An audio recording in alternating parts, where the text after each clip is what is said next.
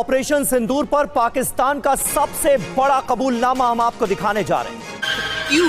क्या हुई? भारतीय सेना की बमबारी से छिपने को मजबूर होना पड़ा। बंकरों में छिपने को मजबूर हो गए थे। ये कोई और नहीं बल्कि आसिफ अली जरदारी कह रहे हैं। इसने आके मुझे कहा कि सर वो जंग शुरू हो गई है, वो बंकर में चले। Field marshal general Asim Munir की वो बात कर रहे हैं। उन्होंने नाम नहीं लिया, लेकिन जाहिर है कि सपा सलार तो उन्हीं को कहा जाता है। वो कहता है कि मैंने इंडिया से जंग जीत ली। यार तू एक 73 साल के बंदे से इतना डरता है, तेरी टांगे कांपती हैं, तू जंग जीतेगा? तेरी औकात है जंग जीतने वाली? उनके साथ साथ उन्होंने ये भी कहा है कि जी हम जो है हम भारत से बिल्कुल नहीं घबरा रहे और ना ही हमें कोई डर खौफ किसी किस्म का ऐसा है, बल्कि हम और भी जहाज गिरा सकते थे लेकिन हमें रहम आ गया। What kind of a people is this? ये किस किस्म का आदमी है? ये आदमी है, इंसान है? दावे मैं भारत से जंग जीत गया, तेरी औकात नहीं है जंग जीतने वाली। मैंने कहा शहादत आनी है तो यहाँ ही आएगी, बंकरों में नहीं मरते लीडर। और मैदान में मर्दाना वार मुकाबला कर, मर्द बन मर्द, तुझे लग पता जाएगा, तुझे छठी का दूध याद आ जाएगा। ये चैलेंज है मेरा तुझे, मर्द बन मर्द, गैरत खा थोड़ी सी। करें हमारे जो डीजी ISPR साहब है, उनका कहना है पाक फौज ना होती तो पाकिस्तान का हाल भी गजा जैसा हो जाता। पाक फौज गजा जा रही है, इसलिए अब गजा का हाल भी पाकिस्तान जैसा हो जाएगा। अब गजा वाले क्या सोच रहे होंगे?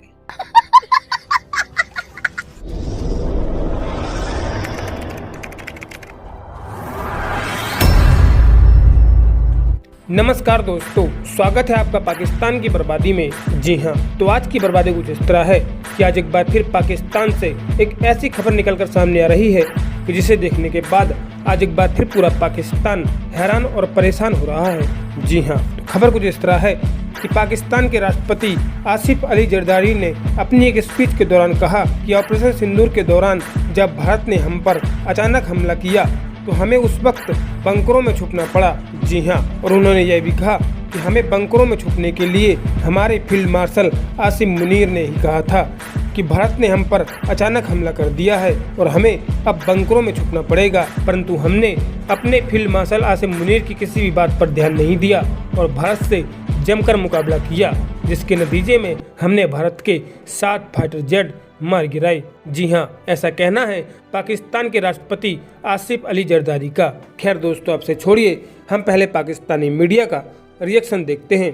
अगर हम बात करें इस वक्त के प्रेसिडेंट यानी कि आसिफ अली जरदारी साहब की, आसिफ अली जरदारी साहब ने जी आज यानी कि कल उन्होंने ये स्टेटमेंट दिया कि जी तुम वो दिल गुर्दा कहाँ से लाओगे जो हमारे सपा सलार के पास है। यानी कि उनका इशारा जो है वो फील्ड मार्शल आसिम मुनीर की तरफ था और उनका कहना यह था कि जनरल आसिम मुनीर के पास जो दिल गुर्दा और पता नहीं फेफड़े कान नाक पता नहीं कौन कौन से उन्होंने जो है बॉडी ऑर्गन गिनवा दिए कि वो कहाँ से लाओगे।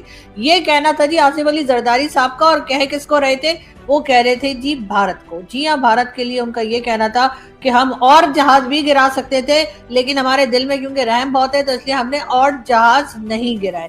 ये भी आसिफ अली जरदारी साहब का कल का स्टेटमेंट मैं आपको बता रही हूँ। तो शाम में उन्होंने ये भाषण दिए और उसके बाद जी उनके साथ साथ उन्होंने ये भी कहा है कि जी हम जो है हम भारत से बिल्कुल नहीं घबरा रहे और ना ही हमें कोई डर खौफ किसी किस्म का ऐसा है, बल्कि हम और भी जहाज गिरा सकते थे लेकिन हमें रहम आ गया। उसी के साथ साथ जी आसिफ अली जरदारी साहब ने ये भी कहा है कि किसी ने भी अगर किसी भी मुल्क ने पाकिस्तान की तरफ देखा तो याद रखो यहाँ आसिफ अली जरदारी बैठा हुआ है। सर वो तो सभी को पता है आप यहाँ बैठे हुए हैं और आप कैसे बैठे हुए हैं और क्यों बैठे हुए हैं और किसने बिठाया है ये भी सभी को पता है। और सबको ये भी पता है कि आप अपने बेटे यानी कि बिलावल भुट्टो जरदारी को जो है एज अ प्राइम मिनिस्टर जो है वो लाने की कोशिश कर रहे हैं। और इसलिए भी आप बार बार सर इतना बटर लगा रहे हैं कि जैसे कोई हद नहीं। लेकिन बहरहाल साथ ही साथ जो है जैसे मैंने आपको बताया कि वो ये कह रहे हैं कि जी इतना दिल गुर्दा जिगर फेफड़ा कहाँ से लाएगा भारत जो हमारे सपा सलार यानी कि field marshal general Asim Munir की वो बात कर रहे हैं। उन्होंने नाम नहीं लिया, लेकिन जाहिर है कि सपा सलार तो उन्हीं को कहा जाता है। तो जी वो इतना दिल गुर्दा जो है जो उनके पास है वो कहाँ से लाएंगे।